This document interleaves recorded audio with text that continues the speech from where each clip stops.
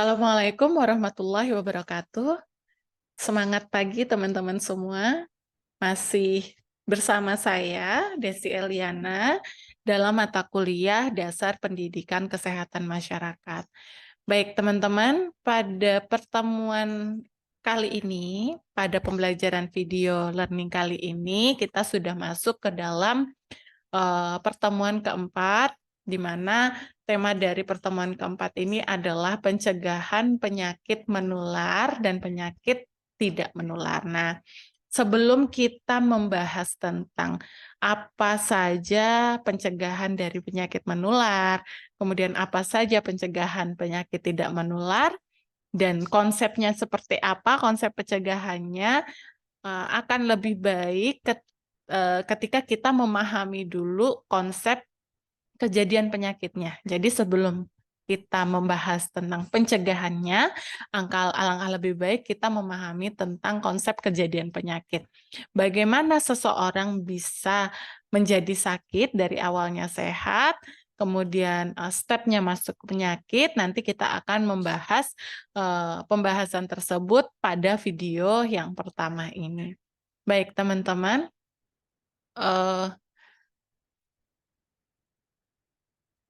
Sebentar, izinkan saya share screen ya.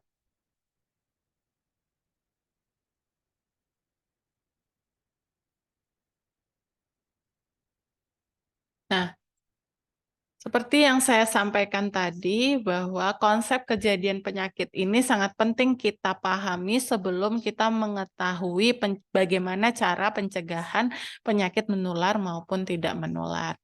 Nah, di dalam konsep penyakit, kejadian penyakit itu ada 3 hal, teman-teman.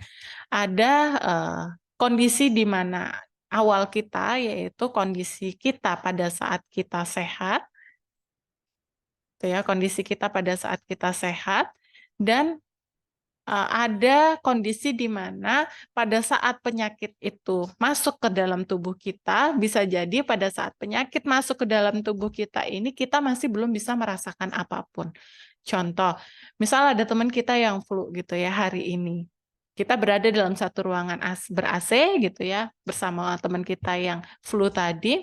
Nah, tidak langsung gitu ya, kita merasakan sakit flu juga di hari yang sama. Tetapi penyakitnya sudah masuk ke dalam tubuh kita. Nah, ini yang perlu kita pahami pada saat di dalam konsep kejadian penyakit ini, ada kondisi di mana kita sehat, ada kondisi di mana penyakit itu masuk ke dalam tubuh kita, barulah ada kondisi di mana kita menjadi sakit gitu. Jadi ada prosesnya gitu ya. Tidak serta-merta dari kita sehat kemudian kita menjadi sakit gitu. Jadi ada proses di mana yang harus kita lewati dari tahap sehat menjadi sakit ini, begitu. Nah, lalu apakah yang dimaksud dengan sehat itu gitu ya? Apakah yang dimaksud dengan sehat?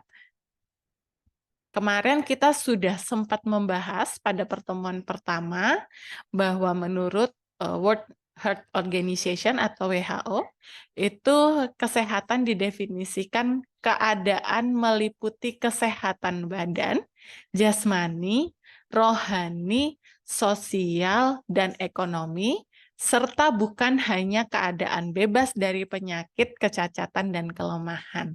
Artinya, seseorang dikatakan sehat ketika jasmaninya sehat, mentalnya sehat, sosialnya sehat, dan ekonominya sehat. Begitu ya. Sekali lagi saya sampaikan, karena ini definisi ini harus teman-teman ketahui di luar kepala. Karena teman-teman berada atau kuliah di bidang kesehatan gitu ya. Jadi jangan sampai orang tanya, sehat itu apa, teman-teman nggak bisa menjawab. Nah, ini akan saya ulang-ulang terus-menerus, mungkin nanti akan ada di beberapa mata kuliah berikutnya, karena ini berhubungan ya teman-teman. Jadi, kesehatan adalah keadaan meliputi kesehatan badan, badan itu jasmani kita, artinya organ seluruh tubuh kita menjadi sehat, bisa kita pergunakan untuk melakukan produktivitas kita, kemudian rohani dan mental kita sehat gitu ya.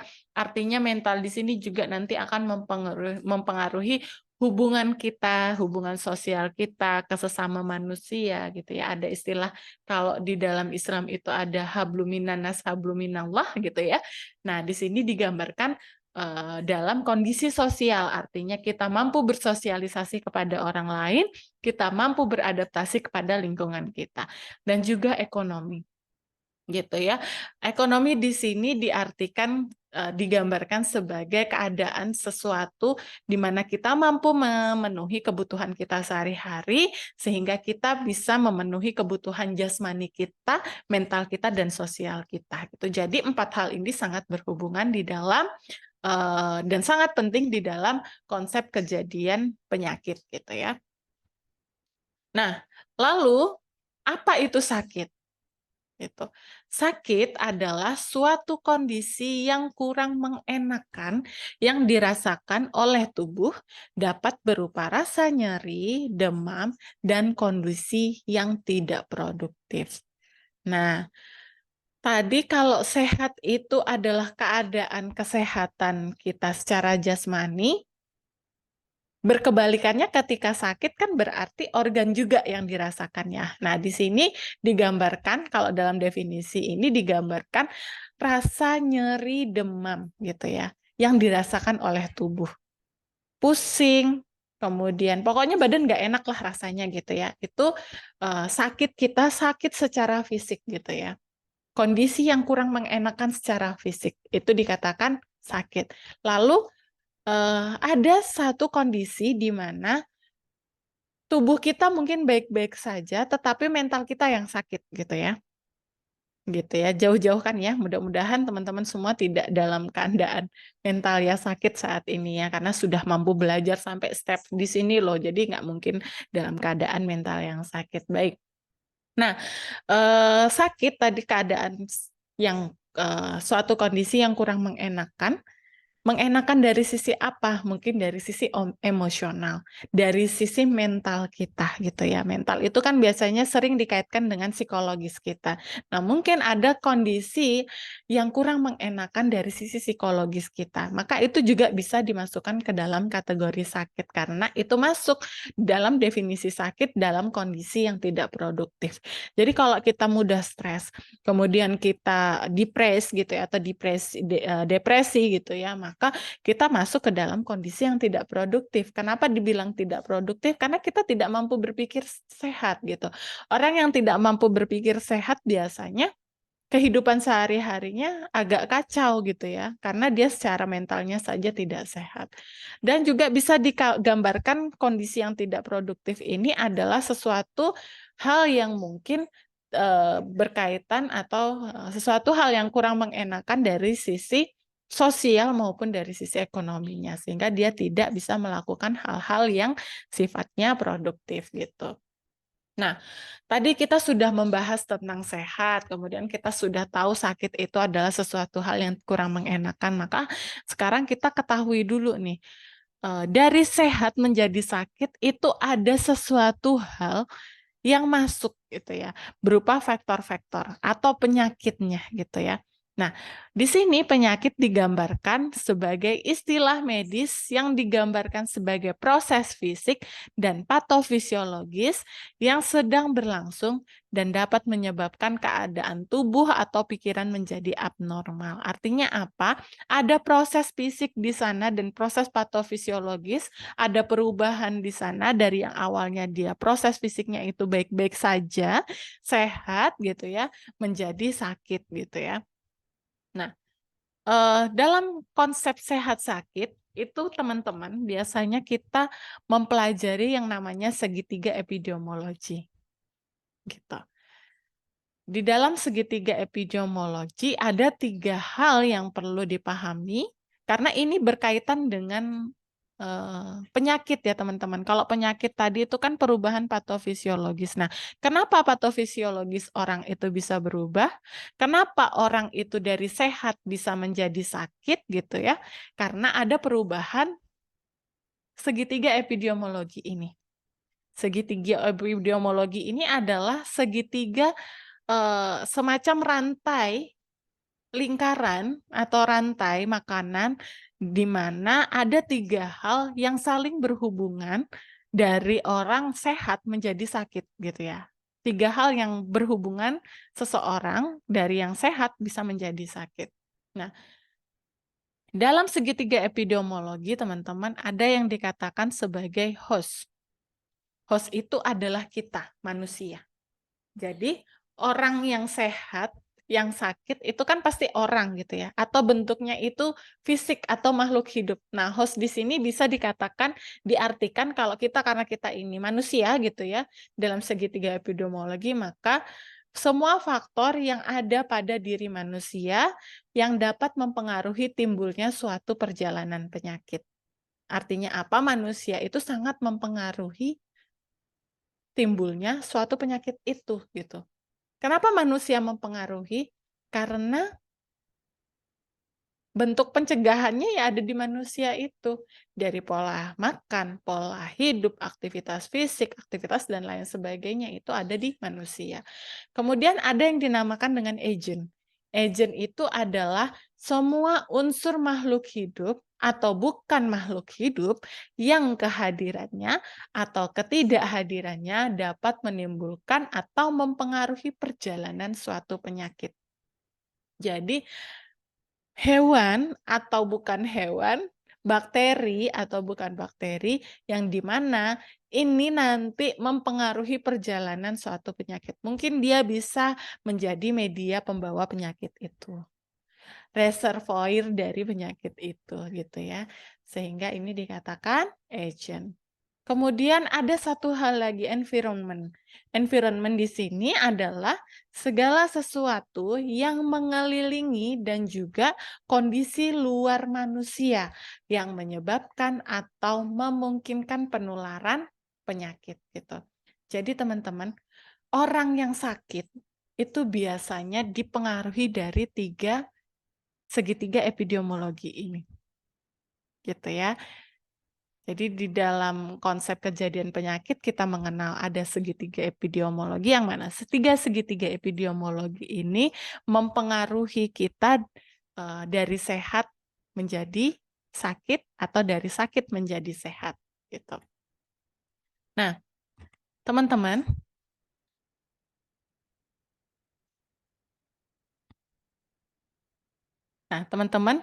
tadi kita sudah membahas tentang segitiga epidemiologinya. Sekarang kita membahas tentang konsep sehat sakitnya. Di dalam segitiga epidemiologi ini, seseorang yang sehat, maka dia host, environment, dan agentnya ini akan seimbang seperti ini. Gitu ya. Ini digambarkan misal daya tahan tubuh seseorang yang baik, walaupun ada agent yang datang karena daya tahan tubuhnya baik, lingkungannya ini mendukung gitu ya, karena dia pola hidupnya bersih, rumahnya bersih gitu ya, kemudian PHBS-nya baik gitu ya, sehingga daya tahan tubuhnya baik. Nah, daya tahan tubuh baik, kalau misalnya penyakit apapun yang masuk karena daya tahan tubuh kita baik, sehingga kita tetap baik-baik saja, sehat gitu. Karena daya tahan tubuh kita memerangi agent yang masuk tadi gitu ya. Tetapi ketika host-nya ini rendah, agent-nya ini masuk, environment-nya menjadi tidak seimbang, maka kita bisa menjadi sakit. Artinya apa di sini? Ketika daya tahan tubuh kita rendah, daya tahan tubuh kita rendah ini mungkin dipengaruhi oleh lingkungan kita. Lingkungan kita saat itu mungkin dalam lingkungan yang tidak bersih gitu. Sehingga karena sudah lingkungannya tidak baik, daya tahan tubuhnya rendah, agent yang masuk ke dalam tubuh kita sehingga kita tidak ada perlawanan terhadap agent tersebut sehingga kita bisa menjadi sakit. Jadi awal mulanya memang dari manusianya ya teman-teman. Semakin bagus manusianya ini, semakin baik derajat kesehatannya, maka dia akan tetap menjadi sehat terus gitu. Berbeda dengan orang yang derajat kesehatannya rendah, pengetahuan tentang kesehatannya rendah, environment-nya apalagi rendah, sehingga daya tahan tubuhnya juga ikutan rendah, sehingga ketika ada agent yang masuk, dia bisa menjadi sakit gitu ya. Nah, ada fase-fase riwayat alamiah penyakit teman-teman. Jadi sakit itu tuh ada fase-fasenya ya. Fase riwayat alamiah penyakit, riwayat alamiah penyakit itu mengacu kepada perjalanan penyakit pada individu dari dia awalnya muncul hingga, ada resolusi tanpa adanya intervensi. Maksudnya apa di sini?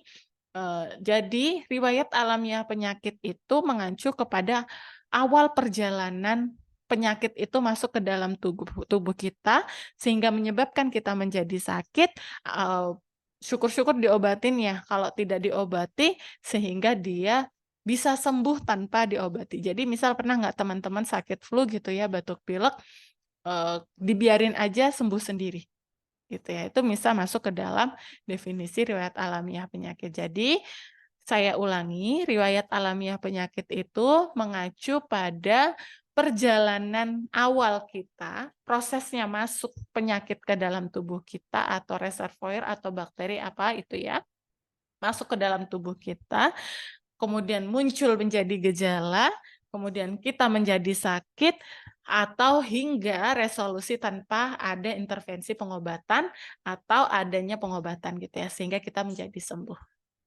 gitu. Nah, teman-teman, silahkan nanti teman-teman coba mendiskusikan gitu ya, eee, dari fase-fase riwayat alamiah penyakit ini kepada teman-teman yang lain gitu ya. Baik, tadi kan ada fase riwayat alamiah penyakit. Secara definisi riwayat alamiah penyakit tadi adalah proses di mana masuknya penyakit itu ke dalam tubuh kita. Nah, kita harus ketahui dulu proses-proses dari masuknya penyakit ke dalam tubuh kita itu seperti apa sih gitu ya. Nah, yang pertama teman-teman, ada di mana satu masa prepatogenesis. Kemudian ada yang disebut dengan masa inkubasi. Kemudian ada yang disebut dengan fase klinis atau sakit dini. Kemudian ada yang disebut dengan tahap lanjut dan ada yang disebut dengan pasca patogenesis. Nah, teman-teman, masa prepatogenesis itu adalah masa di mana tadi adanya ketidakseimbangan antara host, agent, environment kita. Masa di mana tubuh kita itu kemasukan agen penyakit. Ketika tubuh kita kemasukan agen penyakit, itu kita belum merasakan sakit, gitu ya. Lalu muncullah yang namanya masa inkubasi. Masa di mana dia masuk ke dalam tubuh kita, kemudian mungkin bisa jadi karena masuk dia, perang gitu ya ngelawan daya tahan tubuh kita, ketika perang melawan daya tahan tubuh kita ternyata daya tahan tubuh kita kalah gitu ya, sehingga penyakit itu, masuk ke dalam tubuh kita, namun gejalanya belum terlihat. Nah, itu disebut dengan masa inkubasi. Proses masuknya penyakit ke dalam tubuh kita namun gejala belum terlihat. Nah, lalu setelah masa inkubasi ada yang dinamakan dengan fase klinis atau sakit dini. Baru gejala awal mulai terlihat. Jadi misalnya demam itu ya, demam itu kan menunjukkan gejala awal gitu ya. Kemudian fase klinis tadi kan gejala awal muncul baru dinamakan tahap lanjut. Tahap lanjut itu biasanya tahap di mana gejala sudah mulai berat. Nah, di sini ada masa prepatogenesis, di sini ada masa patogenesis. Masa patogenesis itu adalah masa di mana penyakit itu menginfeksi tubuh kita dari gejala belum terlihat sampai dengan gejalanya terlihat berat atau kita sudah gejalanya berat gitu ya. Jadi misalnya kalau orang flu itu udah masa-masa di hari ketiga atau keempat udah muncul gejala-gejala berat itu pusing, demam, demam yang panjang, kemudian nggak bisa lemas gitu ya, males makan, mual, muntah, dan lain sebagainya. Itu masuk di masa patogenesis. Nah, dalam masa patogenesis itu ada 3 masa, yaitu masa inkubasi, fase klinis di mana dia sakit dini, kemudian tahap lanjut gitu ya. tahap lanjut ini tadi gejalanya yang berat. Nah, setelah tahap lanjut ada yang dinamakan pasca patogenesis, teman-teman. Pasca patogenesis ini adalah masa di mana orang sudah mulai sembuh gitu. Atau mungkin bisa jadi meninggal, atau mungkin bisa jadi dia kronis, atau bisa jadi dia karier atau cacat. Jadi ada kemungkinan pasca patogenesis, outputnya seseorang sakit, itu ada meninggal, ada dia sakitnya kronis, ada karier, karier itu dia selalu membawa penyakit itu gitu ya, tidak bisa sembuh, cacat, atau mungkin ada kemungkinan untuk sembuh. Jadi ini teman-teman harus ketahui bahwa ada fase di mana dari orang yang nampaknya biasa-biasa aja tetapi dia sudah masuk ke masa prepatogenesis di mana di sini hostnya memiliki daya tahan tubuh yang rendah, kemudian environment juga tidak baik sehingga agen yang masuk ke dalam tubuh kita itu tidak ada perlawanan sehingga muncul yang namanya masa inkubasi di mana masa inkubasi ini agen sudah masuk tetapi gejala belum terlihat oleh tubuh karena tubuh belum merespon gejala itu,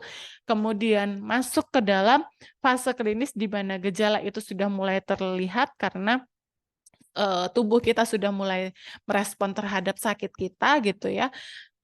Seperti demam gitu, demam itu adalah salah satu respon tubuh kita ya terhadap penyakit.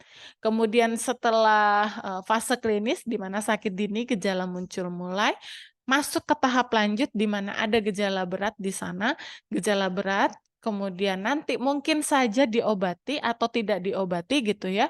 Namanya juga fase riwayat alamiah penyakit, ada yang, orang ketika sakit itu berobat, ada orang yang sakit itu mungkin tidak berobat atau terlambat berobatnya. Sehingga ada beberapa outputnya itu masuk ke dalam pasca patogenesis, di mana outputnya bisa jadi meninggal ketika dia memang tidak ditangani dengan baik, kemudian bisa jadi kronis karena mungkin penyakitnya juga sudah terlambat untuk ditangani, karier juga mungkin bisa seperti itu karena dia sudah resisten terhadap obat itu sehingga obat apapun yang masuk tidak dapat menyembuhkan penyakitnya, kemudian cacat bisa jadi karena dia sudah sembuh tetapi meninggalkan kecacatan tertentu gitu ya. Misal penyakit stroke gitu kan ada penyakit cacat-cacat tertentu, ada beberapa hal yang mungkin, tidak sinkron gitu ya. Sehingga, organ tubuhnya tidak bisa bergerak sedemikian rupa atau mungkin bisa sembuh. Nah, jadi itu ya teman-teman, fase di mana dari awalnya sehat atau biasa saja menjadi sakit. Nah, sehingga kita perlu mengetahui, kita rangkumkan bahwa, sehat itu keadaan badan kita itu sehat secara jasmani, rohani, sosial, dan ekonomi. Sakit itu keadaan yang tidak mengenakan dari 3 hal tadi, yaitu fisik kita tidak enak gitu ya, kemudian mental kita juga tidak sehat gitu, sosial kita tidak baik, ekonomi kita juga rendah gitu, tidak bisa mencukupi kehidupan kita sehari-hari, dan fase alamiah penyakit yang harus teman-teman ketahui adalah penyebab penyakit dan riwayat alamiah penyakit. Jadi ada yang disebabkan oleh penyakit itu penyebabnya apa gitu ya, dan riwayat alamiah penyakit sehingga teman-teman baru bisa mengetahui nanti bagaimana pencegahan penyakit itu gitu. Jadi orang yang sehat menjadi sakit itu bukan serta-merta dari sehat menjadi sakit aja. Jadi harus ada beberapa proses yang dialami oleh tubuh dari sehat menjadi sakit itu salah satunya adalah masuknya penyakit itu.